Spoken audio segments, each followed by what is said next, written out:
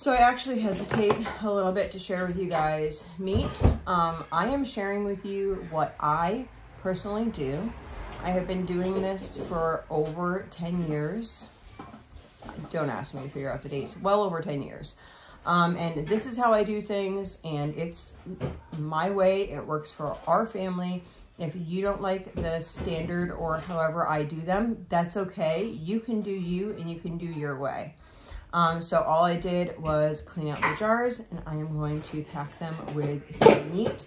Yes, my towels may look dirty, but they just came out of the dryer. They look dirty because they are used extensively throughout the house. And I do not buy new towels at every moment of my life. No, I don't. So they're gonna look dirty. My house is gonna look dirty because there's lots of stuff going on. So let's do this meat. I'm sharing this more in detail because I was asked to. So basically I have a big bowl of chunked up meat over here. Some of it has fat on it. Yes, it does. I don't think fat is sinful. I think fat is actually a needed part in our diet. So I am not going to be concerned with getting all the fat off of it. And actually the recipes that I would use this in, I would like the flavor of fat in these. So I am just throwing the chunks into here, and they're not perfect chunks as you can see.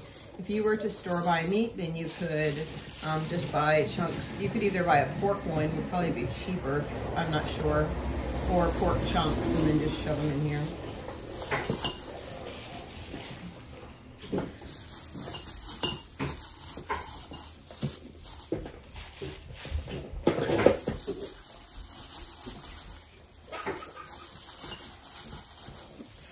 I will shove it down as much as I can. So we are going to can pretty much the whole pig. We took off the pork chops, but everything else is pretty much getting canned. Well, we took off the fat too, so we'll be doing lard and pork chops and then canning the rest of this. The other ones that we did, we canned some meatballs, and we did some sausage patties. The difference in those is once you fill your jar with cooked meat, you need to cover it with boiling water, broth, anything like that. Raw packing is just that. You're throwing the raw meat into a jar, and then we're gonna can it like this, and it's gonna make its own broth and its own juices. Most of this, for us, what we are going to use this for would be either like a stew, and or we could take this out, dump it in an Instapot with some barbecue type sauce and do like barbecued pulled pork or something like that. Those would be the two things that we use it most for.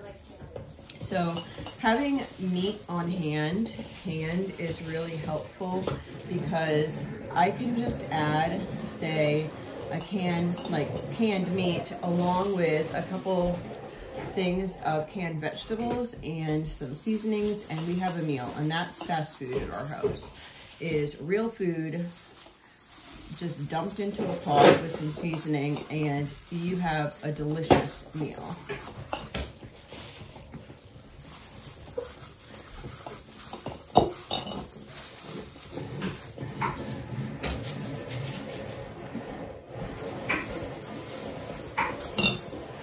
Actually excited that we're almost done with our big batches of canning, because I would love to just give the house a good old thorough cleaning before we have this baby, and that will probably be happening after I get all the canning done, as long as little mister doesn't come too early.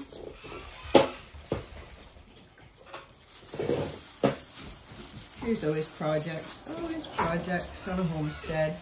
I saw, I was on Instagram and I saw Venison for Dinner, I think is the name of her channel. I don't watch her all the time, but she seems like a really sweet lady, and she had a little thing about how a working homestead kitchen is never clean, and I feel that is so true. A working homestead kitchen is never going to be super clean because there's always stuff going on.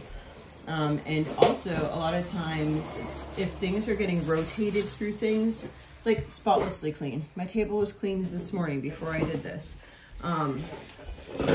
The towels were clean. Okay, so I'm going to share with you guys just these 7 jars. So these are just raw packed. There's nothing in them. All I'm going to do is wipe around the tops of the rims.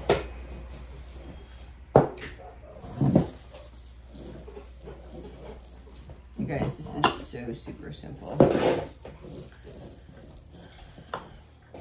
Now remember, I took this meat out of the refrigerator, so this meat is cold. My jars are cold, so what kind of water am I going to be putting into my canner is going to be cold. So these are going to be pressure canned. It might be a little bit of a rebel canner, but all meats, in my opinion, get pressure canned. Okay, take off my glove for a minute and share with you. I am just taking some canning lids. Please don't like me. And it's kind of frustrating. These are Walmart canning lids, and I know they do not work as good as my Superb lids. So it feels kind of wasteful because I know that, like, most likely some of these are not going to take, and that is so frustrating. But I'm waiting for my lids to come in. I just have been using way too many. I've been buying one package at a time, and I think what I'm going to do is continue buying a package for the next month or so, or a couple months at paydays, buy a package so that I'll be ahead for next year. Alrighty, so just putting the rings on here. And then my daughter's going to take these over to the canner, and I'll show you that in a minute. Yeah, we go through so many rings. It's kind of like I should just buy stock in a certain company, but for a while I couldn't find ones that were actually worth me investing in because it seemed like I would kept buying them and they weren't sealing. But I am quite pleased. So far I've gone through 312 of the Superb jar lids, and out of those I've only had maybe 4 not seal, and that could have been, I mean, with like that few, that could definitely be something that I was doing wrong. So we're going to take these over to the canner. It is a rainy day, so you can probably hear my kids in the background singing I'm Gonna Let It Shine. So she has about that much water in there. Can you see that? 2 here. I'm not worried about this being super clean. Again, like I said, we are real life canning, and I am not going to scrub out this pot in between each canning experience. I will scrub it out in between. We're doing pork right now, so I will be washing it all out before I did a vegetable or something like that in there. This is our secret. If you put too much water in, we just put a cup in the top. You do not want the water to go over the lids in a pressure canning situation. So she is just going to finish filling this up. This one can fit 7 quarts in it. Okay, the steam's fully coming out of here. So for our area, we do 10 pounds of pressure. So with the All-American, it says like 10 pounds right on there, and you do that whole. Now we're going to be watching the gauge to see it come up to 10 pounds. Okay, so these were in here at 10 pounds of pressure for 90 minutes, and now we're going to take them out.